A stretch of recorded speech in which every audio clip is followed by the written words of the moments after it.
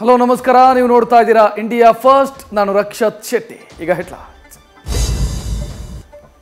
ಇವತ್ತು ಮತ್ತೆ ಪ್ರಧಾನಿ ಮೋದಿ ನೇತೃತ್ವದಲ್ಲಿ ಭದ್ರತಾ ಸಂಪುಟ ಸಮಿತಿ ಸಭೆ ನಡೆದಿದ್ದು 3 ಪಡೆಗಳಿಗೂ ಅಲರ್ಟ್ ಆಗಿರೋ ಹುಕುಂ ಹೊರಡಿಸಲಾಗಿದೆ. ಇತ್ತ ವಿದೇಶಾಂಗ ಸಚಿವ ಜೈಶಂಕರ್ಗೆ ಭದ್ರತೆ ಹೆಚ್ಚಿಸಿದ್ರೆ ಪಾಕ್ನ ಹೈಕಮಿಷನ್ ಅಧಿಕಾರಿಗೆ ಭಾರತ ತೊರೆಯೋದಕ್ಕೆ ಗಡುವು ಕೊಡಲಾಗಿದೆ.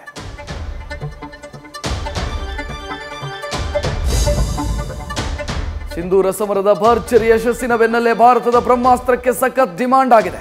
ವಿಶ್ವದ 17 ರಾಷ್ಟ್ರಗಳು ಬ್ರಹ್ಮೋಸ್ ಕ್ಷಿಪಣಿ ಖರೀದಿಗೆ ಟವಲ್ ಹಾಕಿದೆ.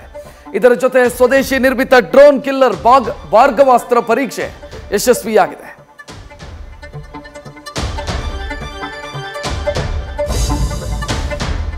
ಇತ್ತೀಚೆಗೆ ದೊಡ್ಡಣ್ಣ ಸಣ್ಣತನ ತೋರಿಸ್ತಾ ಇದ್ದಾನೆ. ಸೌದಿ ಪ್ರವಾಸದಲ್ಲಿರುವ ಅಮೆರಿಕ ಅಧ್ಯಕ್ಷ ಟ್ರಂಪ್ ಭಾರತ ಪಾಕ್ ಅಣ್ವಸ್ತ್ರ ಯುದ್ಧ ತಡೆದಿದ್ದು ನಾನೇ ಅಂತ ಪುನರುಚ್ಚರಿಸಿದ್ದಾರೆ.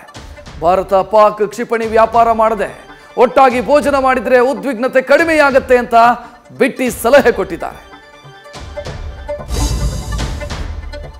ಆಕಸ್ಮಿಕವಾಗಿ ಪಾಕ್ ಗಡಿ ಪ್ರವೇಶಿಸಿದ ಬಿಎಸ್ಎಫ್ ಯೋಧ ಪೂನಂ ಶಾನನ್ನ ಪಾಕಿಸ್ತಾನ ಬಿಡುಗಡೆ ಮಾಡಿದೆ. ಇದಕ್ಕೆ ಯೋಧನ ಪತ್ನಿ ಪ್ರಧಾನಿ ಮೋದಿಗೆ ಧನ್ಯವಾದ ತಿಳಿಸಿದ್ದಾರೆ. ಇತ್ತ ಭಾರತದಿಂದಲೂ ಪಾಕ್ನ ಓರ್ವ ಯೋಧನನ್ನ ಬಿಡುಗಡೆ ಮಾಡಲಾಗಿದೆ. ಪಾಕಿಸ್ತಾನ ಬೆಂಬಲಿಸಿದ ಟರ್ಕಿ ಸದ್ಯ ಭಾರತೀಯರ ಆಕ್ರೋಶದ ಜ್ವಾಲೆಯಲ್ಲಿ ತಂದೂರಿ ಆಗ್ತಾ ಇದೆ. ಡ್ರೋನ್ ಮತ್ತು ಆಪರೇಟರ್ಗಳನ್ನ ಒದಗಿಸಿದ ನಸುಗುನ್ನಿ ವಿರುದ್ಧ ಭಾರತೀಯರು ಬಹಿಷ್ಕಾರದ ಕಹಳೆ ಮೊಳಗಿಸಿದ್ದಾರೆ. ಇದಕ್ಕೆ ತಂಡ ಹೊಡೆದ ಟರ್ಕಿ ಭಾರತಕ್ಕೆ ನ್ಯೂಸ್ ಫಸ್ಟ್ ನಿರ್ಭೀತಿಯಿಂದ ನಿಮ್ಮ ಪರವಾಗಿ.